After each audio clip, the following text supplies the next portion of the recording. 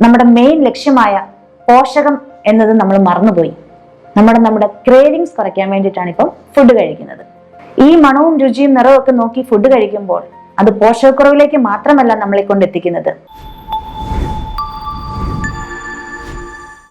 Hello, I am doctor Marian George, chief consultant, John Marian hospital, Pala. നമ്മൾ എന്തിനാണ് ഭക്ഷണം കഴിക്കുന്നത്? നമ്മുടെ ശരീരത്തിന്റെ ഊർജം നിലനിർത്തുന്നതിന്, നമ്മുടെ ശരീരത്തിന് ആവശ്യമായ പോഷകം ലഭിക്കുന്നതിന്, വളർച്ചയ്ക്ക്, നമ്മുടെ ശരീരത്തിൽ ഉണ്ടാകുന്ന കേടുപാടുകൾ പരിഹരിക്കുന്നതിന്, നമ്മുടെ ആരോഗ്യം നിലനിർത്തുന്നത് തുടങ്ങിയാണ് നമ്മൾ ആഹാരം കഴിക്കുന്നതിനുള്ള ലക്ഷ്യങ്ങൾ. എന്നാൽ ഇന്ന് കാലം മാറി. നമ്മൾ ആഹാരം കഴിക്കുന്നത് അതിന്റെ രുചിയും മണവും നിറവും ഒക്കെ നോക്കിയിട്ടാണ്. അപ്പോൾ ഇപ്പം നമ്മുടെ മെയിൻ ലക്ഷ്യമായ പോഷകം എന്നത് നമ്മൾ മറന്നുപോയി. നമ്മുടെ ക്രേവിങ്സ് കുറയ്ക്കാൻ വേണ്ടിയിട്ടാണ് ഇപ്പം ഫുഡ് കഴിക്കുന്നത്. ഈ മണവും രുചിയും നിറവും ഒക്കെ നോക്കി ഫുഡ് കഴിക്കുമ്പോൾ അത് പോഷകക്കുറവിലേക്ക് മാത്രമല്ല നമ്മളെ കൊണ്ടെത്തിക്കുന്നത്. പല ആരോഗ്യകരമല്ലാത്ത പല കെമിക്കൽസും നമ്മുടെ ശരീരത്തിൽ എത്തുകയും നമ്മളെ പല അസുഖങ്ങളിലേക്കും നയിക്കുകയും ചെയ്യുന്നു.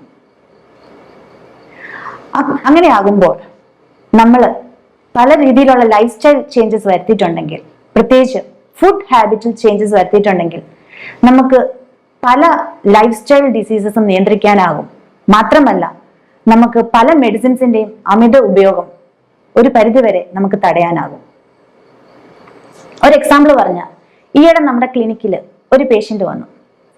അവർ കുറെ കാലങ്ങളായിട്ട് അലർജി, തുമ്മല്, ശ്വാസം മുട്ടല്, എപ്പോഴും തലവേദന, ഈ കഫം നിറഞ്ഞിട്ട് സൈനസൈറ്റിസ് പോലത്തെ പ്രശ്നം, കഴുത്തിലോട്ട് ഇറങ്ങിയ വേദന, നീരിറക്കം പോലത്തെ പ്രശ്നങ്ങളൊക്കെ ആയിട്ടാണ് അവർ വന്നത്.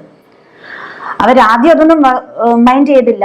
എപ്പോഴും ഏതെങ്കിലും ആന്റി ഇൻഫ്ലമേറ്ററി ഡ്രഗോ അല്ലെങ്കിൽ ആന്റി അലർജിക് ഡ്രഗോ ഒക്കെ എടുത്ത് മുന്നോട്ടിങ്ങനെ പോയി.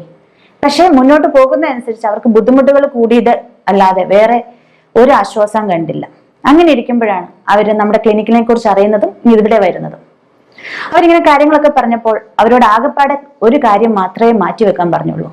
രാത്രിയിലത്തെ ഫുഡില് അവര് ഗ്രെയിൻസ് ഉൾപ്പെടുത്തിയിരുന്നു.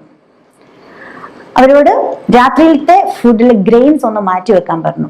ഗ്രെയിൻസ് മാത്രമല്ല, കാർബോഹൈഡ്രേറ്റ്സിന്റെ അളവ് മാക്സിമം കുറയ്ക്കാൻ പറഞ്ഞു. അത് മാത്രമല്ല, ലേറ്റ് നൈറ്റ് ആയിട്ട് അവർ കഴിച്ചുകൊണ്ടിരുന്ന ഡിന്നർ അവരോട് പറഞ്ഞത് ഒരു 6-6:30 സമയമാകുമ്പം കഴിക്കാൻ പറഞ്ഞു. അതിനകത്ത് പ്രോട്ടീൻസ് ഉണ്ട്, ഫാറ്റ് ഉണ്ട്, വൈറ്റമിൻസും മിനറൽസും എല്ലാം ഉൾപ്പെട്ടിട്ടുണ്ട്. പക്ഷെ ആകെപ്പാടെ പറഞ്ഞത് കാർബോഹൈഡ്രേറ്റ്സ് മാറ്റി വെക്കാനാ. ഒരു 2 ആഴ്ച അവരോട് ആ രീതിയിലൊന്ന് ഭക്ഷണക്രമം മാറ്റി വെച്ചിട്ട് വരാൻ പറഞ്ഞു. അങ്ങനെ 2 ആഴ്ച കഴിഞ്ഞപ്പോൾ അവർ വന്നു. അവര് പറഞ്ഞത് അവരിത്ര നാളും എന്നും മെഡിസിൻസ് എടുത്തോണ്ടിരുന്നു. പക്ഷെ ഒരാഴ്ച ഈ ഒരു ഡയറ്റ് നോക്കിയപ്പോൾ തന്നെ അവര് മെഡിസിൻസ് ഡിപ്പെൻഡ് ചെയ്യുന്നത് നിർത്തി. അത് മാത്രമല്ല, അവർക്കിപ്പോ വേദനകള്, അലർജിക് പ്രശ്നങ്ങളൊക്കെ നല്ല കുറവ് വന്നു എന്നാണ്. പിന്നെയോ അവർ കൂടുതൽ ആക്റ്റീവായി. കാരണം രാവിലെ ഏൽക്കുമ്പോൾ കണ്ണ് തുറക്കാൻ പോലും പറ്റത്തില്ലാത്ത പോലെയായിരുന്നു ക്ഷീണം. പക്ഷെ ഇപ്പൊ കൂടുതൽ ആക്റ്റീവ് ആകാൻ അവർക്ക് പറ്റുന്നുണ്ടെന്ന് പറഞ്ഞു. അപ്പൊ ആകെപ്പാടെ ചേഞ്ചസ് വരുത്തിയത് ഈ ഒരു ഡയറ്റിൽ മാത്രമാണ്. അപ്പൊ ഈ എന്റെ വീഡിയോ കണ്ടുകൊണ്ടിരിക്കുന്ന നിങ്ങൾ എല്ലാവരും, നിങ്ങളിൽ ആർക്കെങ്കിലും അലർജിക് പ്രശ്നങ്ങളോ ശ്വാസം മുട്ടലോ തുമ്മലോ അല്ലെങ്കിൽ നീരിറക്കം പോലത്തെ പ്രശ്നങ്ങളോ ഉണ്ടെങ്കിൽ ഒരു കാര്യം മാത്രം, ഒരു 2 ആഴ്ച നമുക്കൊന്ന് ട്രൈ ചെയ്ത് നോക്കാം. രാത്രിയിലത്തെ ഗ്രെയിൻസ് അല്ലെങ്കിൽ കാർബോഹൈഡ്രേറ്റ്സ് കംപ്ലീറ്റ് ആയിട്ടൊന്ന് കട്ട് ചെയ്യുക. അതിന് വേറൊന്നും ചെയ്യേണ്ട, കുറച്ച് വെജിറ്റബിൾസ് എല്ലാം കൂടെ ഇച്ചിരി നെയ്ക്കകത്ത് ഒന്ന് വഴറ്റിയെടുക്കുക. അതിലേക്ക് വേണമെങ്കിൽ ഒരു മുട്ട പൊട്ടിച്ചിട്ടിട്ട് ജസ്റ്റ് സ്ക്രാമ്പിൾ ചെയ്യുക. അതായിരിക്കണം നിങ്ങളുടെ ഡിന്നർ. വേണമെങ്കിൽ ഒരു സൂപ്പ് ഉൾപ്പെടുത്താം.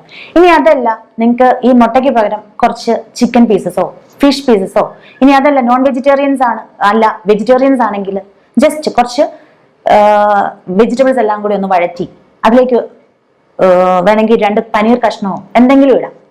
ആ ഒരു രീതിയിൽ ഒന്ന് മാറ്റി പിടിച്ച് നോക്കൂ. നിങ്ങൾക്ക് ഉറപ്പായിട്ടും നല്ല മാറ്റം വരും.